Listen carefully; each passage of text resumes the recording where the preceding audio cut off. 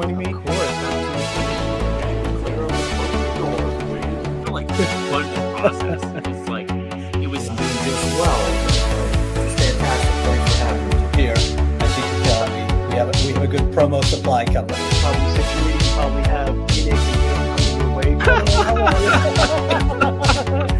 It was really epic. Super chat. Ladies and gentlemen, welcome back to another live segment. Happy Sunday Fun Day. Today we have yet again another special guest that has his own, I'm not even going to say micro brand. I'm not going to say micro brand here because the Flux is, for me at least, very, very independent-ish, if you will. I want to welcome to the stage Jason. First of all, hopefully Albert will be joining us as well. Jason, how are you? You are from Design Atelier. You are also from Flux and Valor. How are you, sir? Good. Nice to be here. Thank you so much for inviting us, for hosting this show. You have a tremendous show. I recently found out about you, but man, once I heard about this channel from Travis also, shout out to him, I can't get enough. And like I've been, thank you. I've been binging all of the live shows, and I also like that you also make watch reviews. It's really great. It's really an honor to be here in your channel. Thank you so much, Jason. I actually were following your channel, and you're very impressive, not only for how thorough you are with your reviews, and we're going to get into all of the backstory. I know a little bit, but your transitions, your editing is actually to die for. It's something to aspire to. So to hear the compliments for you, it's absolutely a privilege and an honor. So thank you for the recognition, but I also want to give you your recognition and your flowers as well. So the background for you, right? Like you started off comic books, right? Then you did into some gaming design. And I'm fast forwarding a little bit, but I want you to throw obviously your answers into the ring here. And then you've tangibly started your watch brand for luxury, if you will, and also for the more affordable segment. Take us through that entire process. And I know I skipped the YouTube that was in between there as well. Take us through that process of just the beginning efforts into leaning into that beginning the watch and having the hunger to start a watch company altogether. Right. It all started really during COVID time. In COVID, yeah, we're home, so that gave me the boldness to start the YouTube channel. I've been like planning to make a YouTube channel for the longest while. Initially, the idea was to make a channel about model kits. I love model kits. I used to assemble a lot of Gundams, a little bit of Macross here and there, but it kind of transitioned into watches because I've always been watching a lot of watch channels, most notably Random Rob. Random Rob was one of the big ones that I religiously, let's just put that, watch every Monday. That live stream every Monday, that was like a schedule for me while I was doing my stuff. And then I have a few watches here and there, and of course, it's another important milestone that many of the viewers know that my wife bought me a Movado Museum, a black Movado Museum. That was my really first luxury Swiss watch. I still call it luxury. It's a luxury for many of us, and that created the enthusiasm for watches. So I started buying watches here and there, and then I realized that okay, as much as I wanted to make a model kit channel, I think the watches would be a great idea because I have a lot of things to talk about, and I can continue to talk about my watches, whatever may happen. But then in the Random Rob stream, one of the viewers, I asked in the stream, would it be possible to make a channel without talking about watches without actually holding the watch in your hand? Because that's the big problem that I have. I'm in Aruba. I won't be able to get all of these watches. I can't afford to keep buying watches. So I put out that question.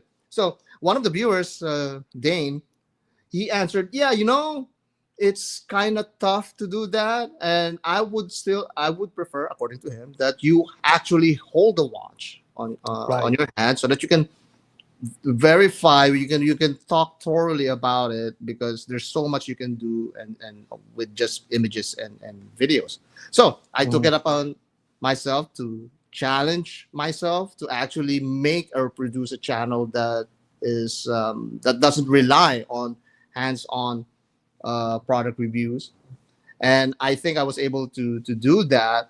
And also Dane, who answered me during that live stream, started following me and continued to follow me down to this day, and that's why he was one of the Random Rob, Celine Driver. Those are one of the very important YouTube guys that helped me start off with the channel. Long-winded story, but that's the origin of the channel. But I know even from the beginning, I think you could see in one of my earlier videos, I combined a DW5600 with one of my model kits. So I tried to make something already, even in the beginning of the channel. I tried to make something that is unique from a watch standpoint. Yeah, it's a G-Shock, but I put my own spin on it. I modeled like the end links to be unique with adding some model kit pieces to it, and I call it's my own thing. And that gradually that started with the infusing the creativity within the channel. And I've always been a fan of movie magic and how those channels in Discovery Channel, those shows show how, you know, the behind the scenes of movies and how you edit them. So in time, I started diving into that kind of editing in the channel. So in a way, even in the beginning of the channel, it's always geared towards creativity, towards design. And even then, I was already imagining, what if I could make my own watch? And what if I could like do this? Because I was able to do that with G-Shock. What if it's an actual watch that I wanted to design? So I started drawing some of the ideas that I have, and I put it in Instagram also. If you could, if people are interested, they could look in my Instagram, my very first post there. You could see some of my drawings there. And I had some ideas there. Now, in time, microbrands, Zelos was one of the first ones. Oh, Mark from Long Island Watch. I cannot forget that. Shout out to Mark. He was one of the first ones who gave me a chance. This is a small YouTube channel, barely 1,000 subscribers, I think, back in the time. And he sent me a watch, not for free. He's adamant at that, and I think he's always held to that mantra that he doesn't want to give out watches to YouTubers.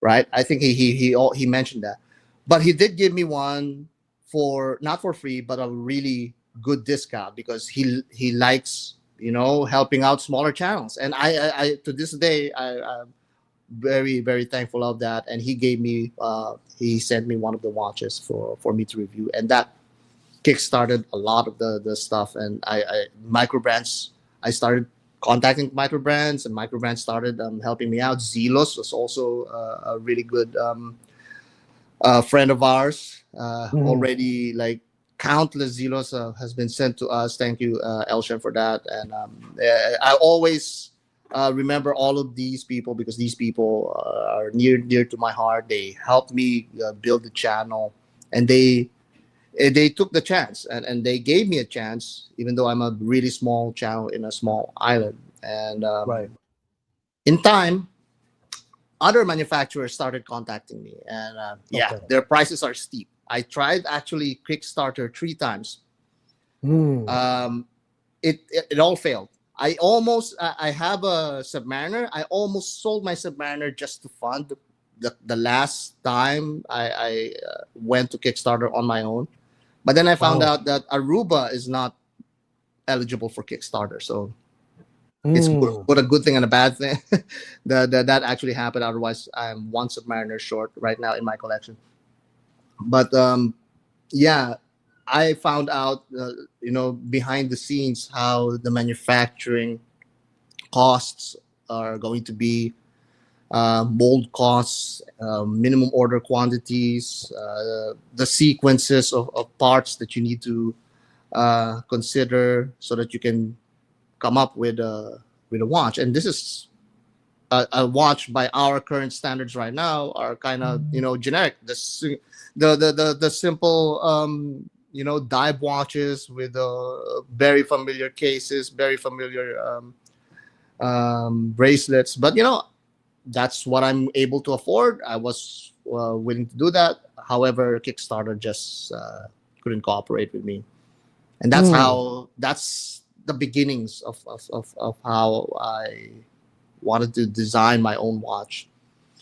And then going into that Yeah, go ahead. Kickstarter, just having this conversation back and forth so much, I heard a lot of people say that Kickstarter is great for reach. A lot of people use it just for that reason, if they're not so heavy and having their own audience all over the world.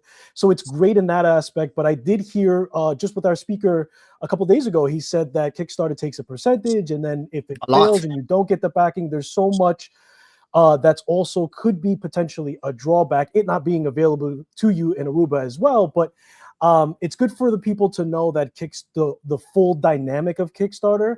But also, we know that you have that channel and you have that kind of support to get the buzz and get everything out as well. So it's great to have that aspect as well. It shows a lot of power behind being able to campaign for yourself, if you will. And I've heard that, just selling out of your own website, sometimes it's better to bootstrap it that way rather than rely on Kickstarter altogether, even though there are some positives to it. Just wanted to add that in.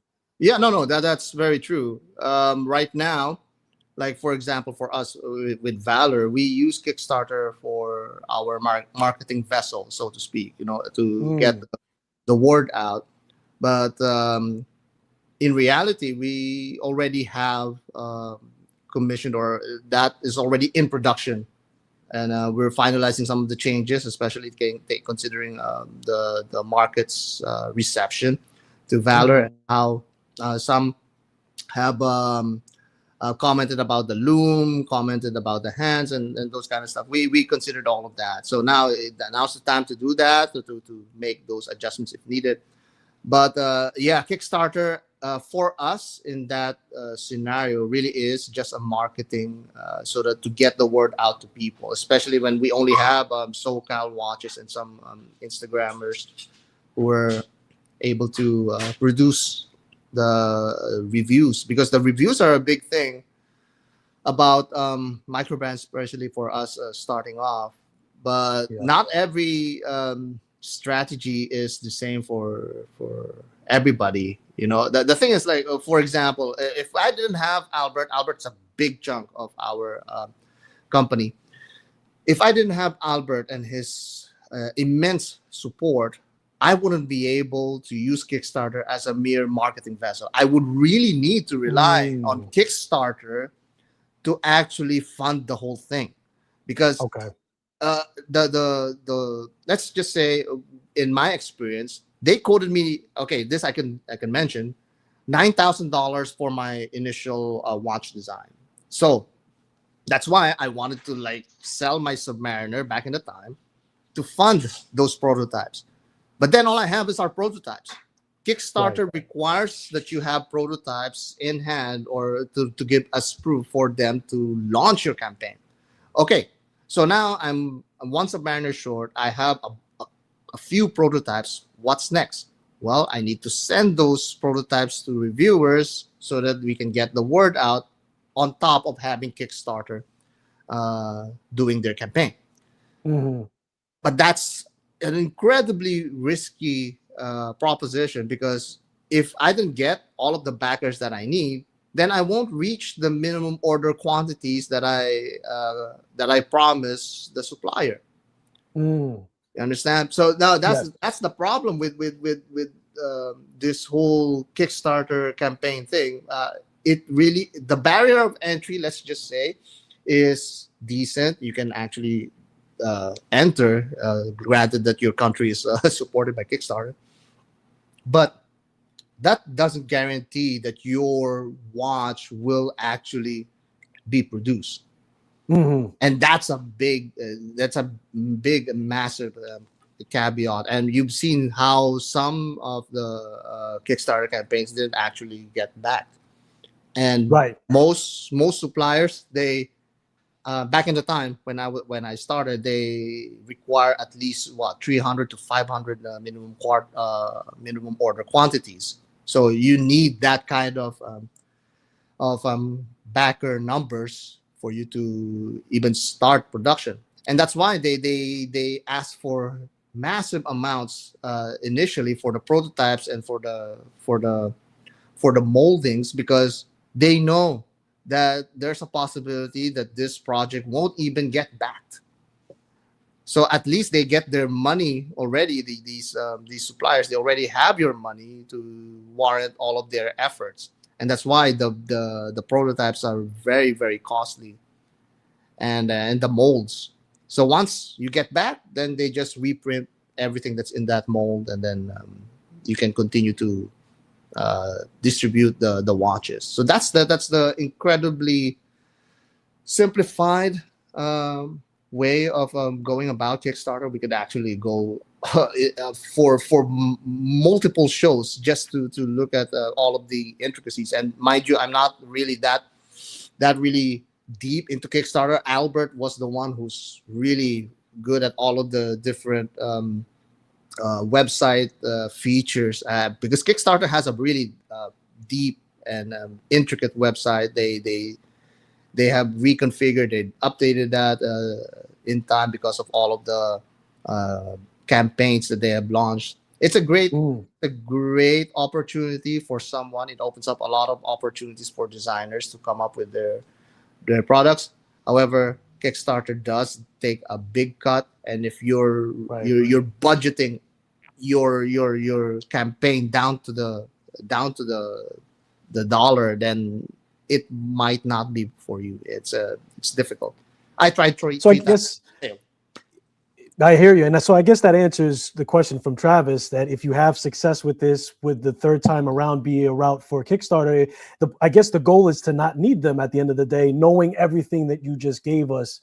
Moving forward, hopefully you can drive enough traffic and create enough audience for the interest to go in itself. And then you also mentioned reviewers playing a role, and you being a reviewer yourself, knowing the power in that being able to spread the good gospel for you and hopefully be enough as it travels around and go to, through its campaigns to reviewer, which I know that in itself is a job that we've talked offline, and I mentioned that before, just keeping track of who's got it and, what are the tariffs going from this place to that place and everything else. But there's a lot of power in the reviews. So I think that, I guess if you need it, if you aren't a reviewer like yourself and you don't really understand the marketing behind, getting it from channel to channel, sure, because I've seen a lot of people do that and get what they need out of it.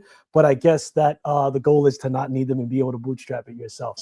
Okay, cool. So we're now at so you came out with the Flux first, which the design is to flow. And by the way, for you guys, I saw Hannibal ask, am I wearing 3 watches? No, I'm wearing 2 watches. I have the Flux on wrist. I'm not there yet, but maybe one day I will. I've got the Flux here. And by the way, we'll talk about this in great detail. I gravitated towards the strap more. The bracelet's phenomenal. We're going to talk about that. But for some reason, when I put this on strap, I was really connected to it. You mentioned a little bit of a G-Shock sparking in the beginning, so I kind of got that feeling from the robustness of the watch. And then of course I've got the Valor as the double wrist as well, and we'll slide into that. So let's start off with the Flux, aka the Flow watch, aka the independent brand starting right out of the gate, man. Congratulations. It's really, as an enthusiast, as a nerd, I can appreciate everything that you've really shaken the tree and dropped all the apples of having everything that you would want out of the watch. If you're a nerd, you want the quick release, you want the on the fly, you want the extension, I didn't even know that I wanted the quick adjust on the links. Now that I have it so seamlessly, even down to playing with the light, right? When you do that wrist roll on the bracelet, which I'm going to give you guys some B-roll, Fantastic, dude. I wanted to give you all your flowers, but please talk about the Flux, aka Flow, aka Independent Brand watch. From beginning, from conception, you gave a lot of gems as far as you knowing now what these brands could do if they really wanted to. Thought that was very, very good to give us that. But just the origins, like this was your starter. How did you, we know that you drew it on the pad, but how did you first start? What was the first thought and the first thing that you wanted to tackle for this whole mission statement and then actually bringing it to life? Yeah, it all started with the actual drawing, and when I was drawing watches, and of course, integrated sports watches is the thing for many of us, even down to this day. So I said, okay, what could I do that is an integrated sports watch, and at the same time infuse into it some of the things that the favorite things that I see from many other watches. So I just drew it, and it just naturally flowed to all of the curves. I started with a case. I just hand drew that. It just naturally went into this tonneau square shape, and as I gradually draw that down to the bracelet, because I want it to be an actual integrated bracelet, which is the design of the case seamlessly transitions through the bracelet, unlike many sports watches that I see, that there's a noticeable separation between the components. So I wanted to design something that really fuses the two components together, and it just naturally did that. And it kind of looked like the Nautilus in a way. It kind of had some sort of Moser in it, but I guess that's just how the lines relate to each other. And I'm not reinventing the wheel here. So, I mean, many designers back in the old times have done the same. It's just putting a little bit of personality here and there. And I think that's how I came up with the Quadras. It's really just the element of design that flows through each line. And those were the rough drawings that I had, and it kind of looks like a streamliner, and it also looks kind of like the Cubitus before it even came out. I had no insider info on that, but it kind of just so happened. It's just so happens, because that's just how the trajectory of the lines would direct itself to. But then that's when I met Albert. We were in a chat group, and I was relating all of my failed attempts with Kickstarter, and then he took interest, and he said he also kind of failed in this attempt.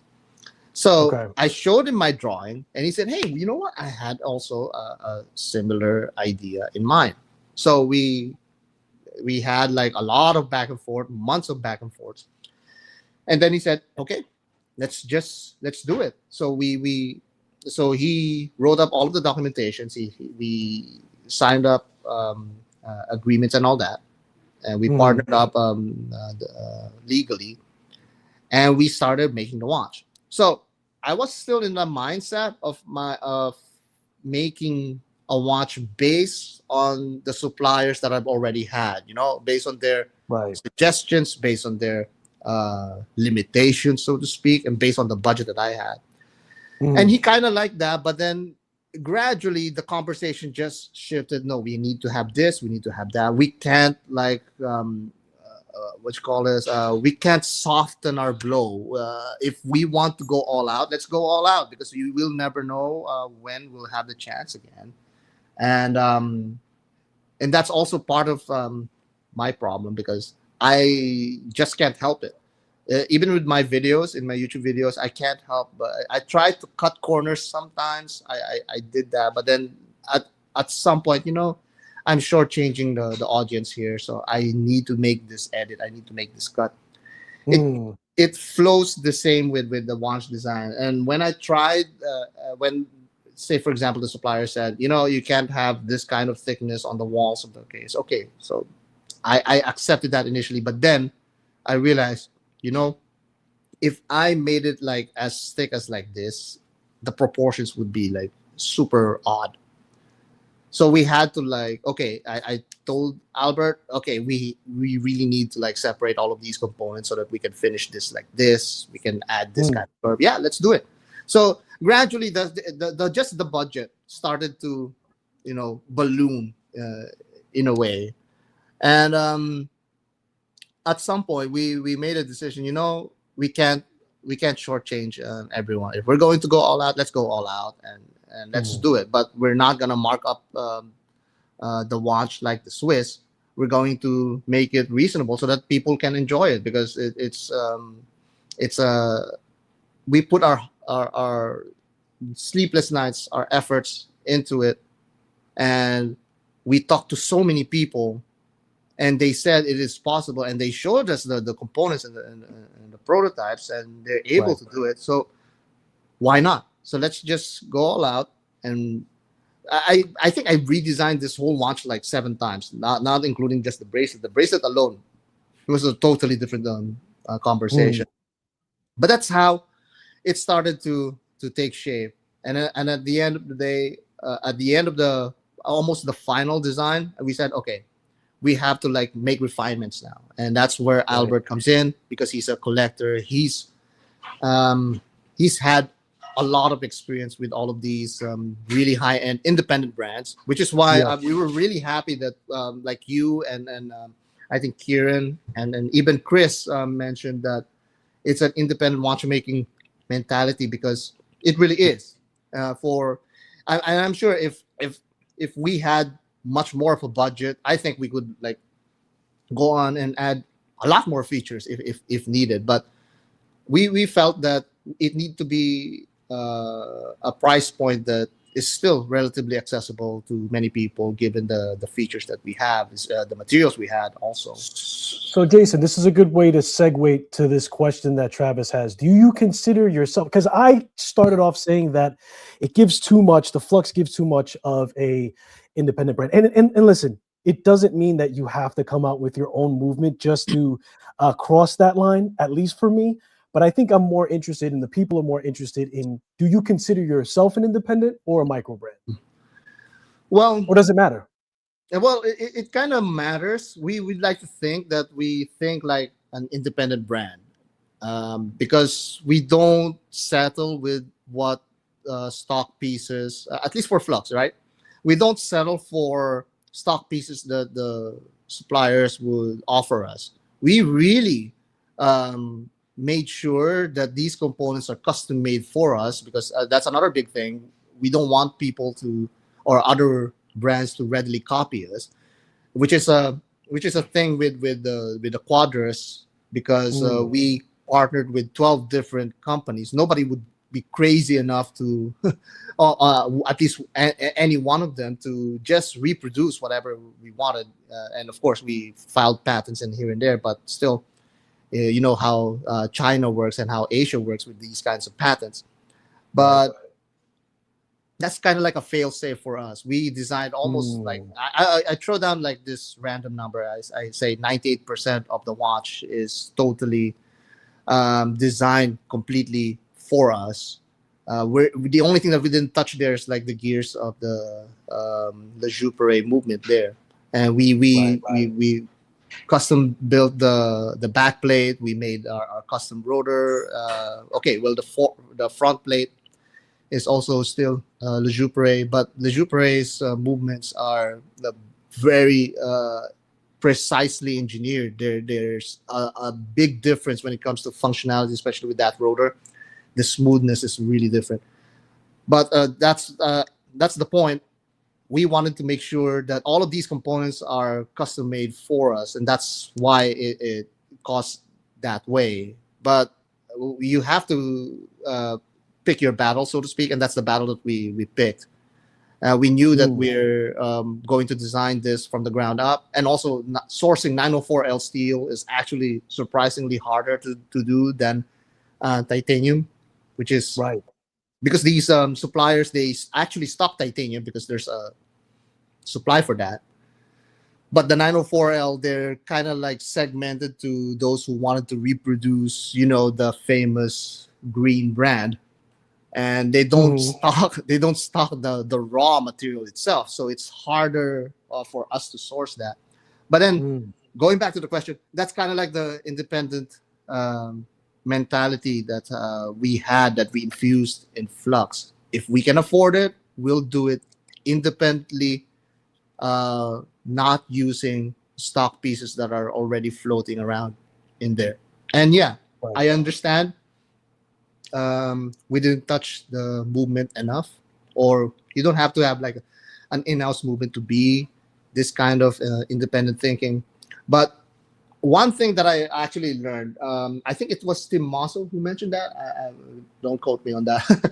But if you have an HR for your brand, that's one indication that you're kind of like an independent brand. So if you're not that big enough, so you might still be a micro brand. Let's just say that. Mm. So if we're talking about scalability and the actual footprint of the company, then okay, sure, you can call us micro brand. That's fine. There's no offense in that because we really are micro brand in that sense. But our mentality for Flux is more really independent. We'd like to think like that, and we don't want to say it. But I'm glad that people are seeing that with the product that we have. Absolutely. So what part of the country would you consider the brand to be from, whether it be Flux or Valor? I guess it would be all of the same thing, or maybe not. Is it considered to be Aruba, US, Swiss? Well, Flux is a U.S. brand. It's registered in the United States, so it is a USA brand that partnered up with Asia and with Switzerland in some of our company. In Switzerland, we didn't just buy the movements. We actually had we actually even had an address there at some point, and we had the opportunity to actually have it assembled in Switzerland. But all of these tariffs things started happening, and okay, so we started to okay, let's put it in there. It's an option, but for now, let's have it shipped.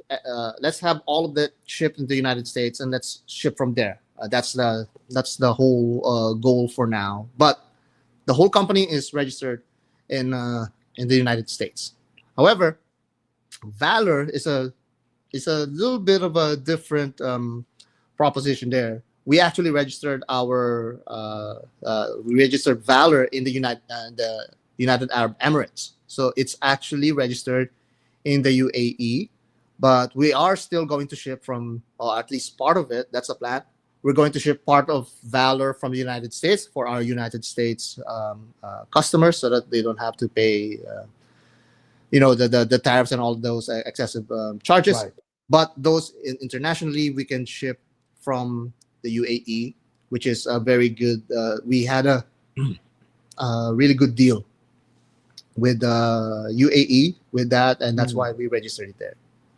No, that's awesome. Awesome. Accessibility is always huge, and in a time where tariffs always, it makes people very uneasy. It makes it more difficult for people to plan and prepare, and it's off-putting. So to have something to combat that is really great. What's the significance of choosing the name Flux? Eric Mack is asking, and I know that you've mentioned that it's more for the design of flow and everything else. But what is the entire backstory to the significance of the name? Yeah, we actually designed the watch first before we came up with the company. Actually, the logo already came up first, which is something that most people don't know. When I designed the watch, I already designed the logo with that inverted Y figure. Now, thing, since we were looking at all of these names that would come up, we settled with Flux because Flux is, I think it's French for flow. So it really is a literal way of saying, it's a literal translation of flow. And it just so happens that it looks like a flux capacitor from Back to the Future. Right. So we kind of Had some settled fun with with it. that. Yeah, and you know, here's the thing. Man, some people even mentioned that it's an inverted Kobe Bryant emblem. Well, Okay. it's kind of similar, but let's put it this way: that uh, herring design, I Mhm. thought it's like herring, right? That pattern is existed for millennia, so nobody could patent that, and Right. there's no way that anyone can claim that that pattern is totally original. We're not claiming that as original either. It's just a natural pattern that happens in nature too. Like you could see snowflakes how they flow outward Mhm. from, and that's just the natural pattern that we came up with. But for the name itself, that's how it is. Flux is flow in French, and we kind of settled that. And it's nice that it kind of transitions also to Back to the Future, because you could see some of the inspirations with our watch too, with the textures and the minimalist and the retro futuristic vibe. So it's kind of Back to the Mhm. Future too, which is a happy coincidence.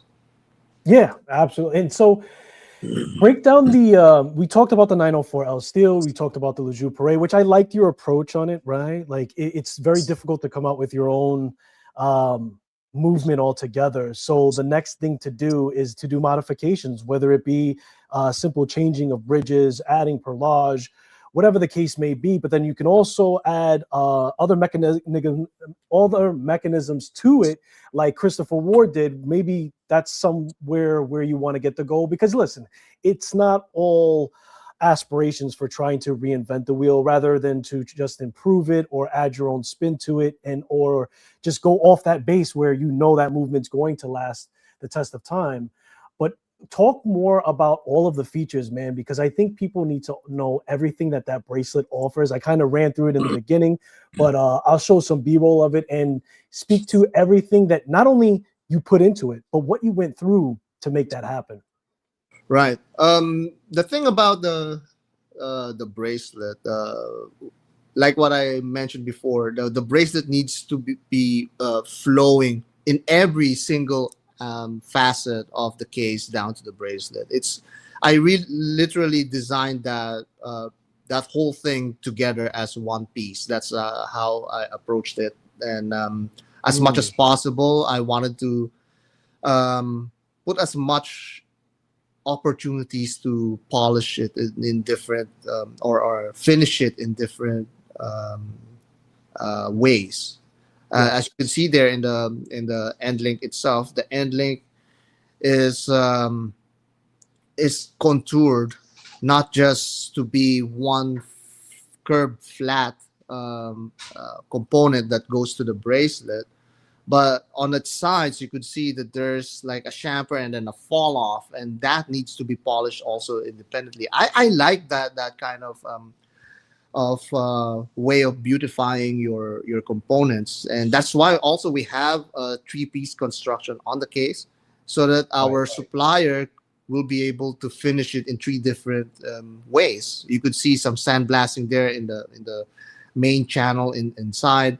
Then you see some brushing on the outside, and then on the top it continues that polish down to the bracelet. And we were really happy that our suppliers were able to accommodate that.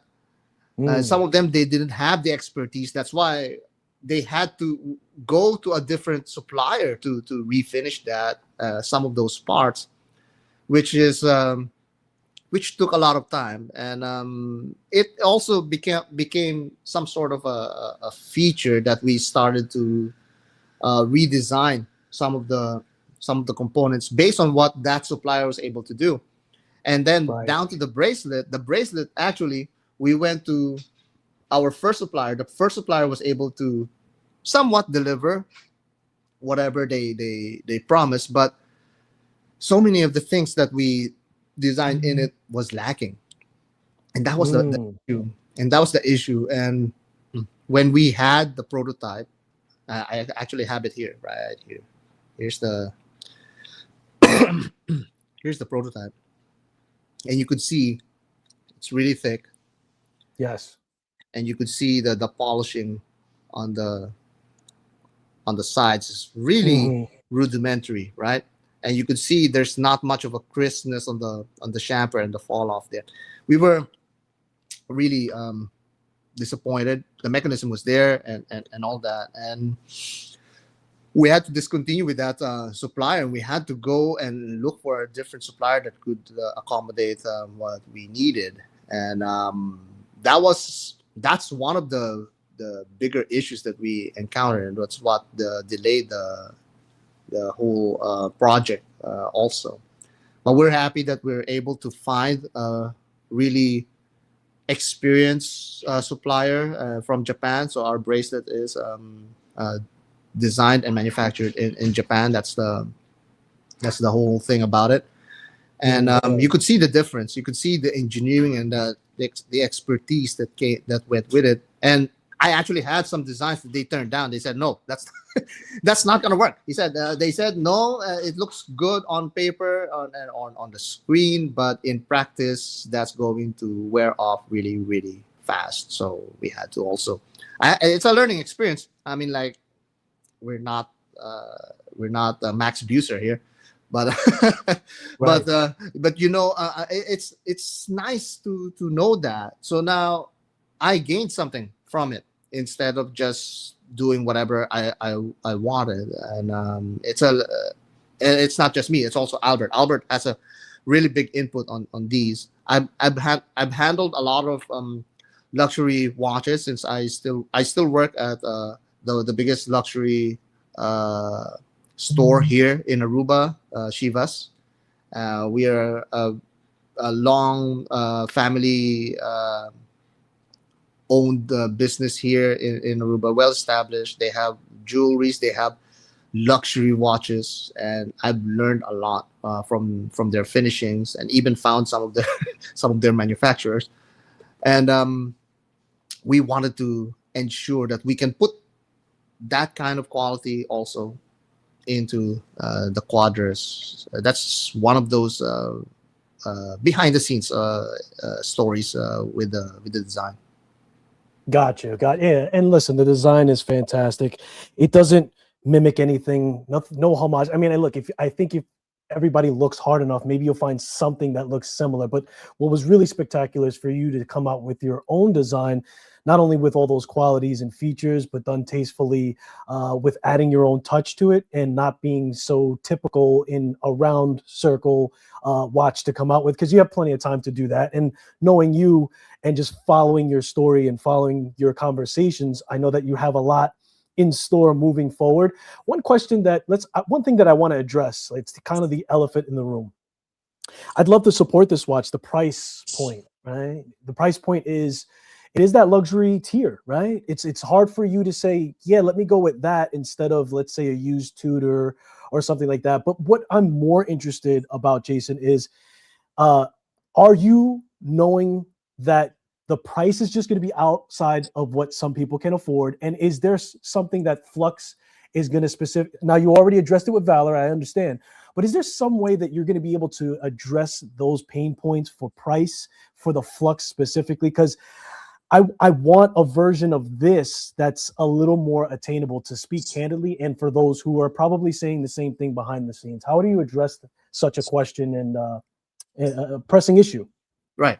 Well, surprisingly, when we went to Dubai, we learned a lot on what the audience actually wants from the brand, and we were very happy that most of the comments were positive. The same things that you're saying, that we went all out with the design and the pricing. Actually, in Dubai, they're saying that the pricing is actually reasonable.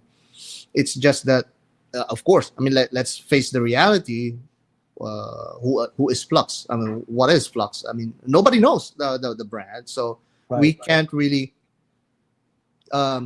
charge what the Swiss are charging, because who are we? We don't have any brand cachet. We don't have any. So okay, but hopefully in time that will come, and we had confidence with the design, and the design. I mean, like, based on the sales, at least I'm confident that there's a market for it. We just need to find that market, of course, obviously. But Yes. the design itself should speak for itself, and we didn't price it based on what people are used to. We actually, Yeah. if you ask me, I mean, like I think I mentioned it in one of the streams. If you ask me, I would have priced this well above the Tudor price point, because that's how Mhm. the Swiss would do it. But again, we're not Swiss, and again, we're not that brand. So um, Albert insisted that we price it at this, so that it's still a relatively easy barrier for people to come in, right? Right. And that's the thing. Also, it goes counterintuitive to my own channel, because my channel, we're talking I was about thinking like that. micro brands, like under the 1,000, under the $800 price point, which is insane. And honestly, if you left me just to do that on my own, I wouldn't price it. I wouldn't go for a design that would go over $1,000 either. I would have designed it like much less, so that my audience can enjoy that. But it's not that we left out our audience. It's that we had to do whatever we could. We want to produce the best that we could right off the gate, because we'll never know when we're able to do that again. And we're not going to put out a product either. Albert's not going to put out a product either when nobody's going to buy it, Right. So we were confident at that. And that's what the Flux really is. Now, addressing your other question, because some Wait, people hold on, have Jason. said, I don't Sorry. mean to, I wanted to cut you off intentionally just to make sure that I'm crystal clear. I by no means, by playing devil's advocate and bringing up that question, only because I see a lot of response, and I think that it was due to the fact that, like you mentioned, they were used to a certain price point for your reviews, right? So there was a little bit of a shell shock there, but by no means did I mean to say that I don't think that the price is worth it. Now, the only thing somebody can argue, which you just mentioned, is the horological significance, right? Having the history. A lot of people, a lot of brands, the big boys, they charge you just for that, right? You're paying because we have skin in the game for a very long time. But I want to make sure that you know this and the audience knows this, that I wasn't mentioning it in a fashion that I by no means thought that the watch is not worth that price, because everything that you put into it, in fact, I do believe that you should charge more, actually, to believe it or not, because I know that those price margins, and I don't know all the facts, right? But I can be smart enough to know that, well, he really put all these details and all of these specs into a watch that's up there, and people are not doing just for the fact that they're afraid to scare people away from price alone. So the watch is definitely worth the price, and most brands, especially when you have the horological significance, would have charged 5x, 10x, right. what you charged. So I just wanted to throw that in. Please No, continue. no, you're good. I mean, like I would actually feel shortchanged if you didn't throw that question. I mean, that is the actual, yeah, like you said, elephant in the room, because that's what, if there was a list of things that we found from our Dubai show, that was one of the things that people mentioned, the price. In Dubai, they may not have asked as much, because they have a different tier, so to speak, of buying power there. Let's just say that. But we still heard that. And of course, in the internet, I mean, like, that's why we put out the watch for reviewers, and we read all of the comments, right?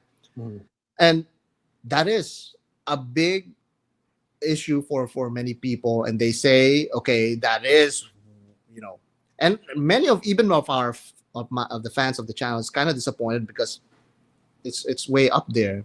And that's why we also had Valor in the plans, even in the very beginning, so that those who are fans, or those who come to our channel and come for our design, they could still enjoy that kind of watchmaking, so to speak. Let's put it this way. I mean, making watches is kind of like making art too, and you want people, as an artist, you want your art to be enjoyed by people. That's That's the whole thing about it. Even Max even mentioned, yeah, watchmaking is an art. Yes, he understands that most of his watches are now commanding a lot in auctions, but in a perfect world, they just want to make good art and be appreciated by people, and not appreciated because of the value of how they exchange in auctions. That's not the whole point. The whole point is to appreciate the art. But then, of course, realistically, that's when it comes to watch enthusiasm, to us fans. I mean, like, sometimes art is the last thing we think about our watch. We just want a beautiful watch and we just wear it. We just want a watch that we can afford and like wear it like to watch meets, and that's it, you know. And Right. many of those are, yes, I agree, they are priced out because of Flux price point. But I also would like contend, if you want something that's precious, you're going to save up a little bit money, make a little bit more effort to attain and that thing. If Flux happens to be that thing, we thank you that you bought our watch, and here we are. We want to make that experience even better. So in hindsight, yes, it's a little bit harder to get into our watches, but you have direct communication with us now. So once you get our watch, you get to our chat groups, you get free not okay well free for the first few times perks for future items that we have planned, you know. Okay. And also and that's the thing, many people, they would think like, you know, discounts. I don't want to throw around that idea for Flux. We want to give you more. We want to give you something that you would cherish. Imagine if you bought a Quadras for this price, right? But then some other future guy comes in and buys it for even less, then you would feel shortchanged. Yeah, I mean, like, what about me? I was loyal to your brand, and then you're giving. I don't want that. It's a We good want point. to give. We want to give you, if you're loyal to us, if you're loyal to our brand, we want to give you more, not just now with the watch, which is I think we're happy, we're confident that we're able to deliver the best that we could, which is the whole idea of you know, doing our very first at the first time. But on future things that we are going to offer, you get first dibs, you get the first peek on all of these new ones, and then you get more deals, you get more stuff because you've been there with us in the very beginning, and we want to appreciate that. And that's the whole point of inspiration, because inspiration sprouts up with anywhere, and you were inspired to, you know, appreciate our brand, take up and support our brand, and we want to make that inspiration worth it. And we want in turn people to be inspired to do the same, like do an extra effort. We live in a world now that everything's like kind of, you know, fast and easy and all that. We don't want that. We want to continue to show to people, hey, there's much more satisfaction if there's more effort. If it's an inspired design, it's an inspired endeavor, it's an inspired action that you take. And I think that's much more valuable than giving, you know, discounts. But yeah, that's why we have Valor also. So Right, those who cannot, at least they can still enjoy some of the principles that we did with Flux in Valor. As you can see, the dial, for example, is very dimensional too.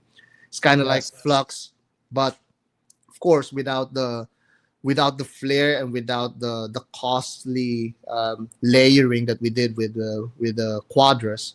You still have it there in Valor, but at a more attainable price, you know. Yeah, and I meant to ask you about that.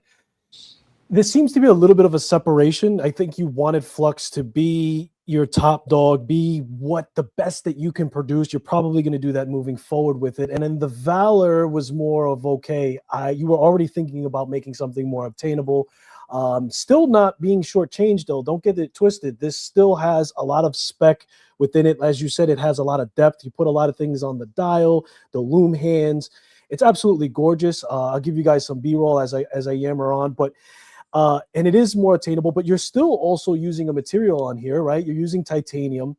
It's still having a lot of bells and whistles. I believe you also increased the movement to the Miota series Right. after just realizing that, increasing that series and movement makes more sense to be a line of what you try to achieve in watches.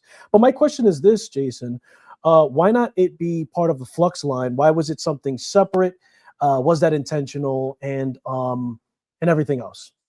Yeah, it needs to be separate. It's kind of like we were taking inspiration also from Rolex and Tudor and how they separated the two, right? And the thing about it is not just because of by principle that these two brands should not intermingle with one another, but also because of the manufacturing, how it's going to into the process. Like what I said with the Flux, we had 12 different companies that worked with us with that. But with Valor, we had just one, right? Okay. So it's a lot easier for us to produce with Valor than it is with Flux. And it's a totally different mentality, totally different, even totally different quality control for these two brands. So it just makes sense because the two brands operate independently and very differently. And it's not just to separate it for separation's sake. It just operates differently as well. And of course, there's one guy, well, two guys, me and Albert, that design these watches. So you could see the same kinds of signatures and flourishes with the design, but as a company, they function very, very differently. Even shipping would be different with these two watches down the road if that happens. And well, of course, it's going to happen. But just to say that the operational side also is different. That's why we had to make sure that it's different. That's why also we say, for example, if we went to Kickstarter with with Flux, I don't think we will have the same kind of reception that Valor had. So that alone makes you want to think already. Well, we kind of had that conversation that no, we have to separate those two brands, and they're just two different principles. And it's very clear. I mean, we're not gonna hide it. And in Valor, we were thinking about the price point primarily compared to Flux. We actually considered that, yes, but we're more on quality and craft with Flux. That's the whole direction of that of those watches compared to Valor, where we're trying really to make sure that everybody can get in, and it's a competitive market, so we have to also consider that.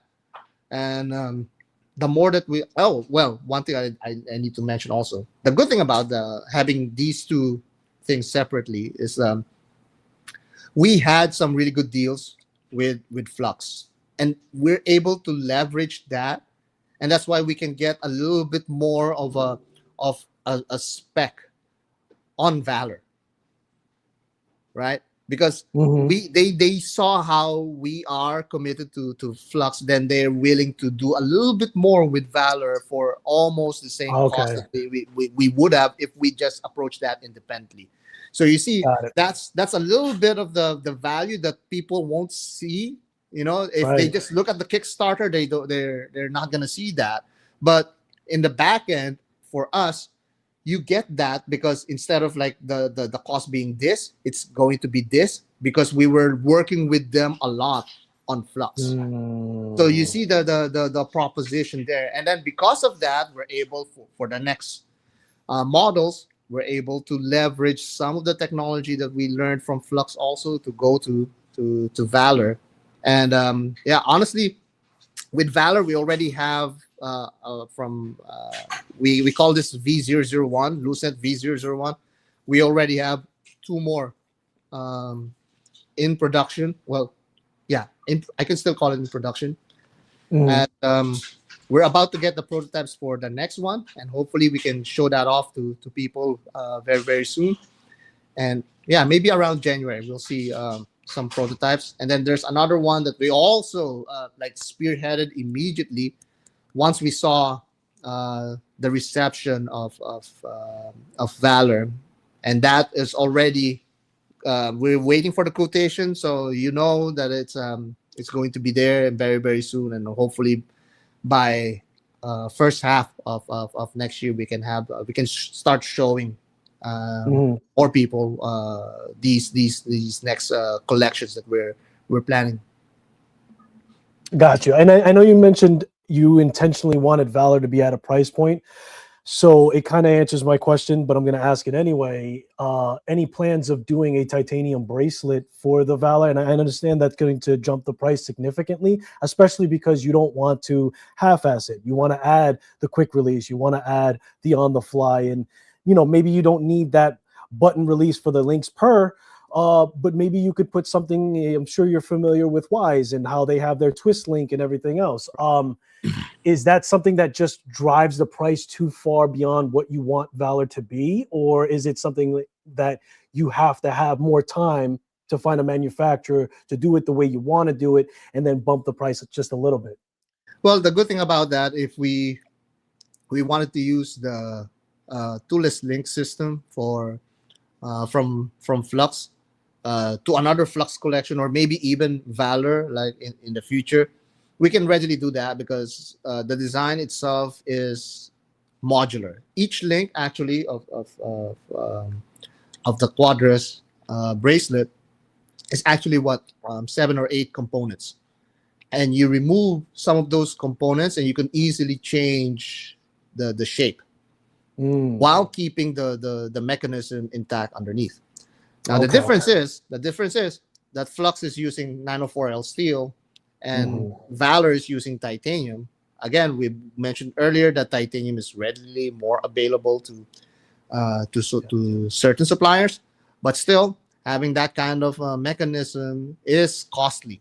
So we need to sit down and check how we can mass produce that. If there's a market for that, then why not? And I can easily design something that could make it into Valor.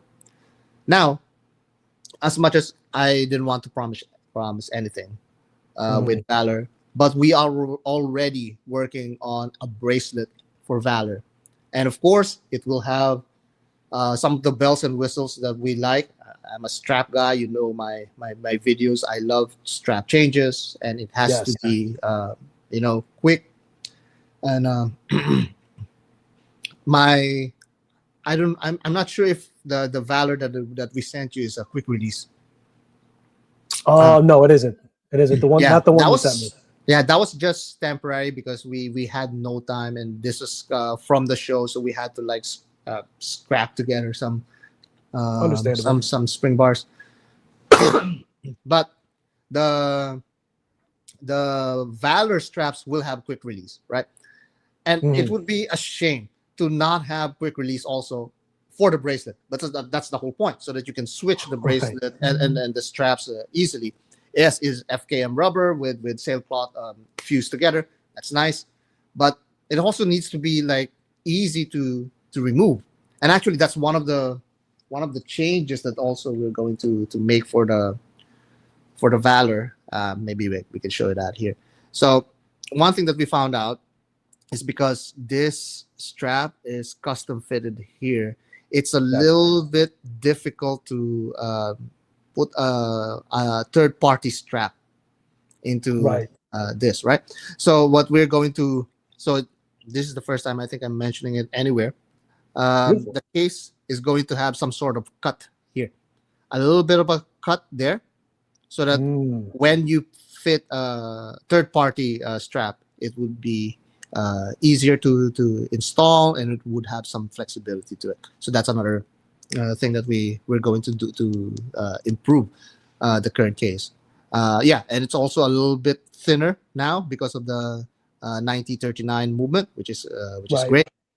And the bracelet now is going to be designed for that. Now, I'm not gonna mention yet what kind of bracelet it is because we are Actually, like when you ask Albert, he always says, "No, let's make two versions of." Okay, wait. Before we make two versions, let's see if we could like we could afford it.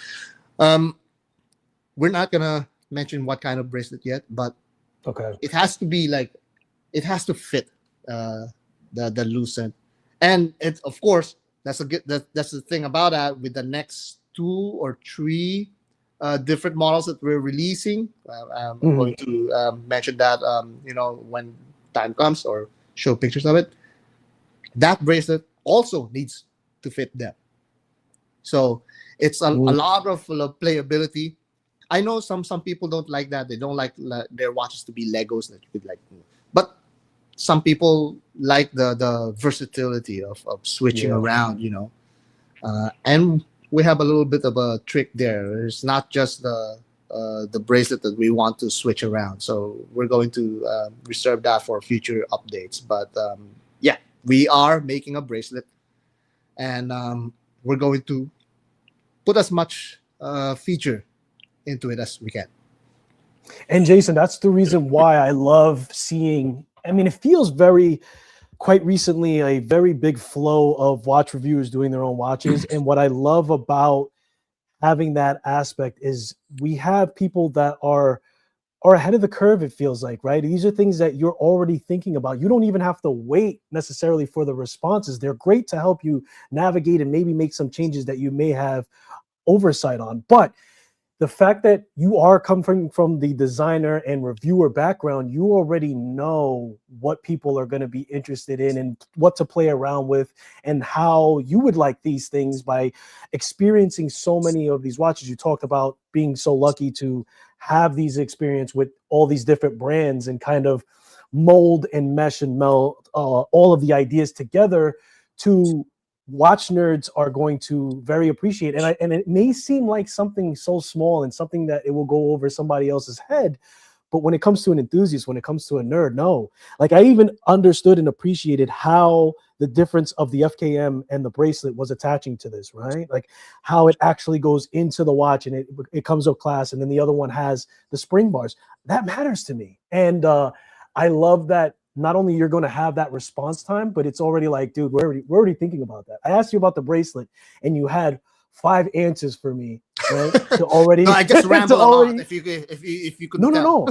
And I want you to ramble because that's the whole point of having you on here. When I go live, they listen to me all the time. They're not here to see me today. They're here to hear you ramble on, and I think that they're loving it as well because I was almost a viewer at some point. I was like, oh wait, I got to ask him another question because hearing your answers is just so insightful to how well you're seeing into the future. And I think going back to, what I was mentioning is that just comes from the background, baby. That just comes from all of that nerdy insight that you have from being a reviewer from your channel. So I love it. And I think that it meshes well to be a reviewer and to be a watch enthusiast background to move forward into watches and seeing how that's so beneficial, man. It's like almost like putting the cart before the horse, but in a good way, right? All of a sudden you have another horse in front of that cart and you're like, oh wait, you know what I mean? No, I mean that's just the natural trajectory of artists, I think. I mean, like as a YouTuber, if you make a YouTube channel, there's at the very least an ounce of creativity that needs to go into making a channel. I mean, we're not gonna go in front of the camera or do some editing on our videos or talk about something if we're not creative. We want to create, if not a design, at least a conversation, right?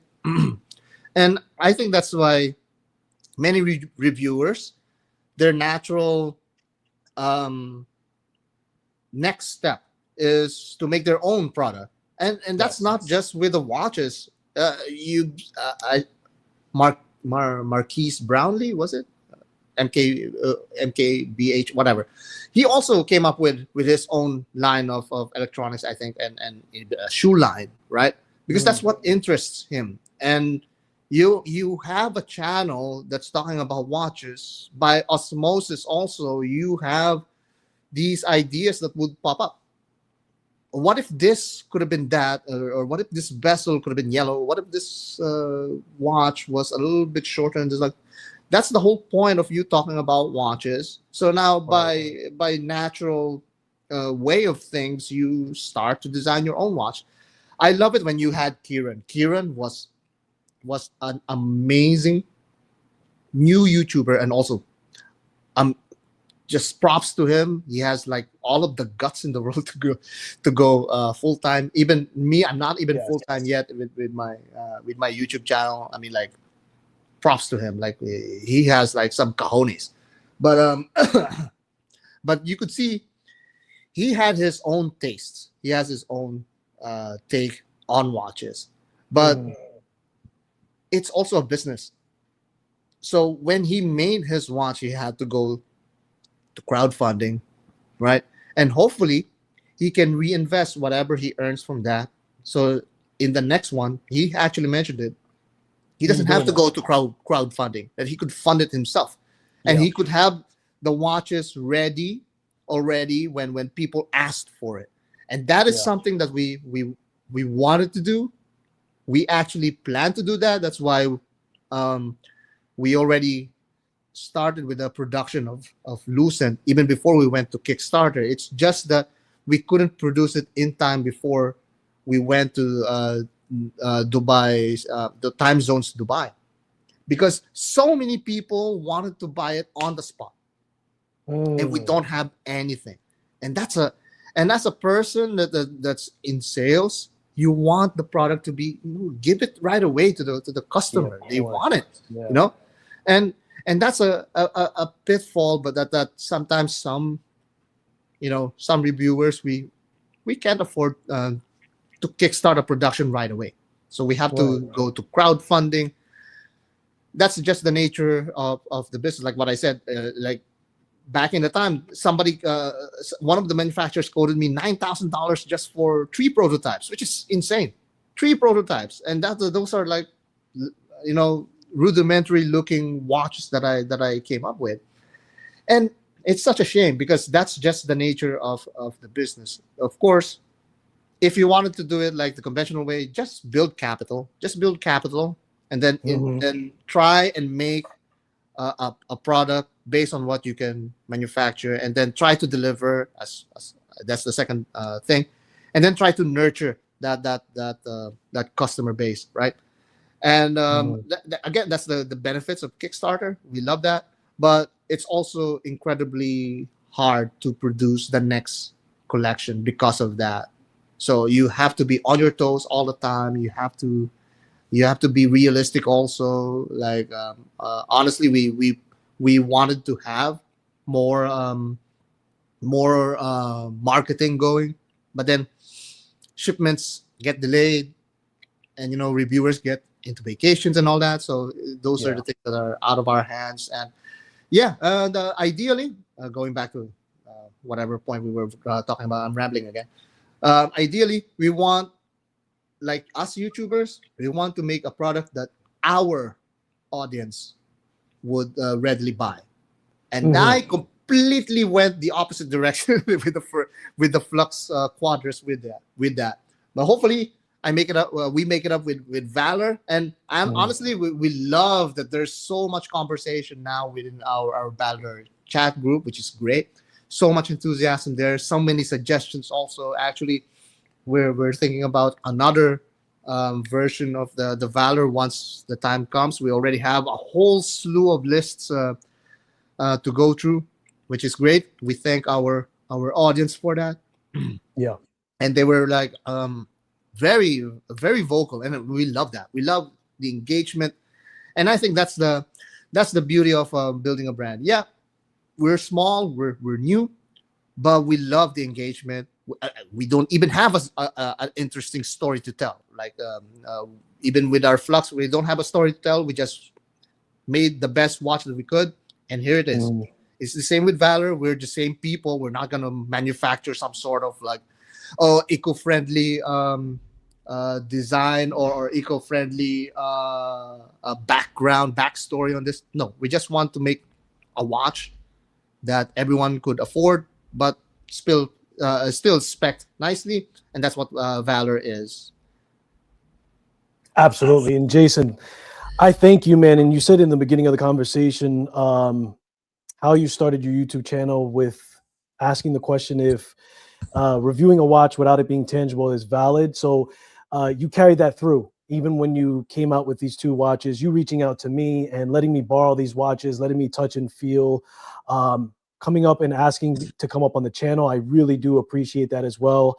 It's what it's really all about. And I'm really grateful that you did reach out. And I foresee, like, listen, you're just starting to get it out there. Like you said, the conversation is starting to grow more and more. So I can't see why not. I think you are going to get to your goal of being able to move on to the next project very quickly. I believe in it. I touched and felt these watches. They're very exciting. So thank you for allowing me to do that. We'll get that back out to you as fast as we can to the next guy. And I appreciate you coming on, man. Thank you so much. If any closing thoughts that you want to give the people or myself before we end this? Well, the thing about it is we wrap it up together with the YouTube angle of things. I love watches, but I think I'm a lot more in love with the whole community and how it's interaction. Okay, I'm not interacting with the community as much anymore as before because, I got a little bit busy, I guess.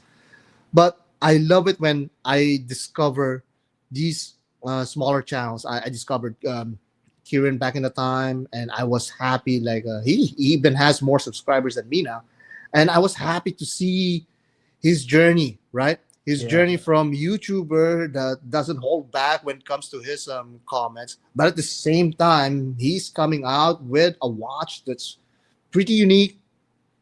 He has a healthy disdain for dive watches, which I tried to poke around. Design a dive watch. And lo and behold, he already has designed one. Wow. I was like surprised about that. But you see, that kind of interesting story is unfolding right in front of us. And you also, I just discovered you have such a great enthusiasm when it comes to talking to watch founders and the smaller YouTubers. I still think I'm a smaller YouTuber like us, like Travis. Also, I discovered Travis. Man, his angle, also his story where he went to Iraq. He was a war veteran. How his Casio endured a blast, landmine, a blast. Wow, these kinds of stories that are coming from us smaller YouTubers, that really gets me and really inspired. That's why I hop into live streams as much as I can. While I'm, I try to type something here and there. I start drawing here. Like I try to do whatever I could. But these are the stories that watch fans actually go to and why they buy their watches. And that's why I have no reservation, and I'm pretty sure that at some point you also will make your own watch. And if you need any help, let me know. I'm also willing to help out in that. I know a few manufacturers if you need some. Appreciate that. It's just the natural order of things. It's just that we have to consider that all of these is some sort of a business on the back end. But we should never lose sight of the love of why we have these watches. Like I mentioned earlier, I mentioned Max. I met Max in Dubai Watch Week. That was what like aside from meeting Albert for the first time, finally, meeting Max also, and how easy it is to just come up to him and approach him and talk to him. He's even in Facebook. He's even in chat groups. It's such an amazing community that we sometimes take for granted. And his whole idea is watches are art. It should always be about art and about the love of the community. And he always champions the little guys, the other independents. He tries to help them out. And that is the same thing that we want to do, even with us smaller YouTubers here, even with us in the smaller watch community, because if I've been a gamer also, there's so much toxicity in gaming. I think you know what I meant. Yeah, yeah. And it's a totally different community. Yes, there are some toxic people also in the watch community, but the overall is like just love and just honest fandom, and I love that. I've been a comic book fan too. It's totally different situation. Here we're talking about art that is on the wrist that we can wear, and we should never lose sight of that love, even whatever endeavor we go through. I mean, that's another lesson that I learned. Yeah, it's still about the love of watches and the love of the people that are supporting them. And let's not forget, like, there's still a next generation. Let's teach the next generation to love watches. Let's keep it going. Let's teach the next generation why these are better than electronic devices that we're all enamored with right now.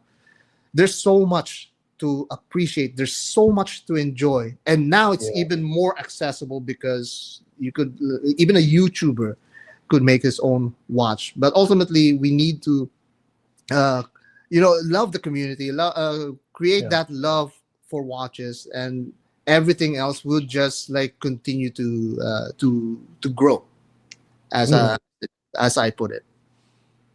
And man, and you know what?